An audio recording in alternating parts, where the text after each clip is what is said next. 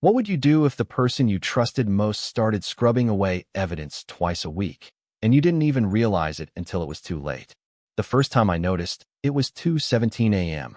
I was sitting in the dark living room, the glow of my phone reflecting off the glass coffee table, waiting for headlights to sweep across the wall. When they finally did, I saw her pull into the driveway, slowly, carefully, like she didn't want to wake anyone. But it wasn't the time that bothered me. It was the car, still dripping wet, fresh out of a car wash at 2 in the morning.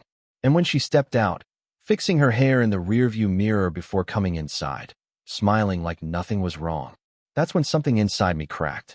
And I didn't know yet that this was just the beginning. If you genuinely enjoy our stories, please subscribe to the channel, tell us where you're from, and what time it is right now. It's always fascinating to know how far our story flows. At first, I told myself I was being paranoid. We lived in Dallas, just off Greenville Avenue. Quiet neighborhood, predictable routines. I worked construction management, long hours. She worked part-time at a boutique downtown. Our life wasn't glamorous, but it was stable, safe, or so I thought. The second time it happened, it wasn't 2 a.m., it was a Thursday afternoon. She texted me out of nowhere. Running errands. Might be late. I got home around 6, and her car was already in the driveway. Clean again. Too clean. The tires still glossy. Water spots along the edges of the mirrors. That sharp chemical smell you only get from those drive-through washes on Ross Avenue. I remember standing there in the driveway longer than I should have, staring at it. 2 car washes in the same week. That didn't make sense. When I asked her about it over dinner, she barely looked up from her phone. "I like my car clean," she said, shrugging. That was it. No smile. No joke. No teasing tone like she used to have. Just cold. That's when I started paying attention. She began going out more.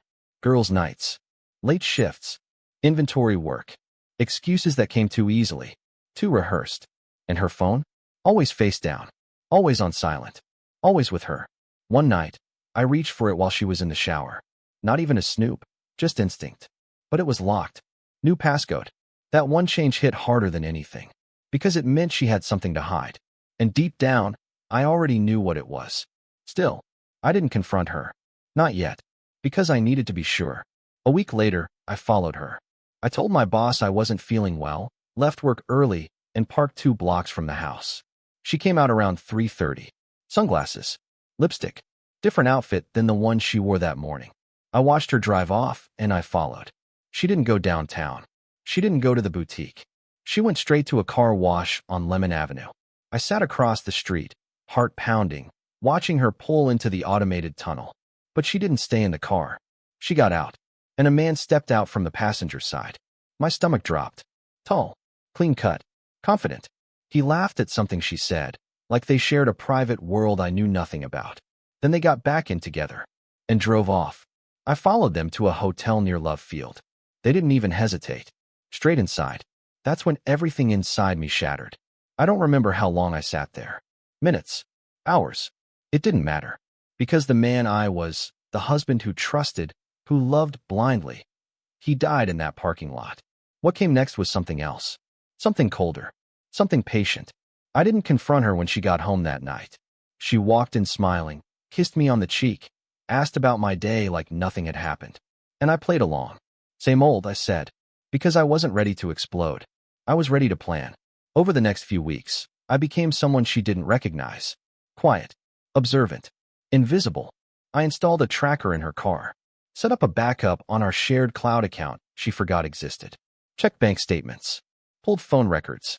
Piece by piece, the truth came together. His name was Eric. Married. 2 kids. Worked in commercial real estate. They met 3 months earlier. And the car wash? It wasn't about cleanliness. It was routine. A meeting point. A cover. Somewhere public enough to feel safe, but private enough to disappear. And every time they met, she washed the evidence away before coming home to me. I documented everything. Photos, videos, texts, hotel receipts, even audio. I didn't rush. I waited. Because revenge isn't about anger. It's about timing. The opportunity came at a neighborhood barbecue. Friends, neighbors, her coworkers, even Eric. She had the nerve to invite him. Introduced him as a client. I shook his hand, looked him in the eye, and smiled. That night, When everyone had a drink in hand and laughter filled the backyard, I stood up. "Hey," I said, raising my glass. "I've got something to share." She smiled at me. Encouraging. Clueless. I connected my phone to the outdoor TV and pressed play. The first image hit like a gunshot.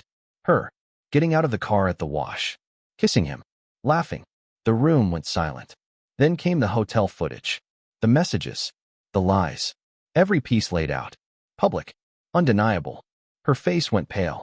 Eric tried to leave. Didn't get far. His wife was there too. I had made sure of that. The chaos that followed wasn't loud. It was devastating. Screaming. Crying. Accusations. Lives collapsing in real time. And me? I just stood there. Watching. Because this wasn't rage anymore. It was justice. The divorce was quick. The evidence made sure of that. She got nothing. No house. No money. No sympathy. Eric lost his job. His family. Everything. As for her, last I heard, she moved out of state. Working some retail job. Alone. And the car? I saw it once. Months later. Dirty. Forgotten. Parked outside a rundown apartment complex. I didn't stop. Didn't slow down. Because the truth is, she spent months washing away her lies. But in the end, there was nothing left of her worth cleaning. The end.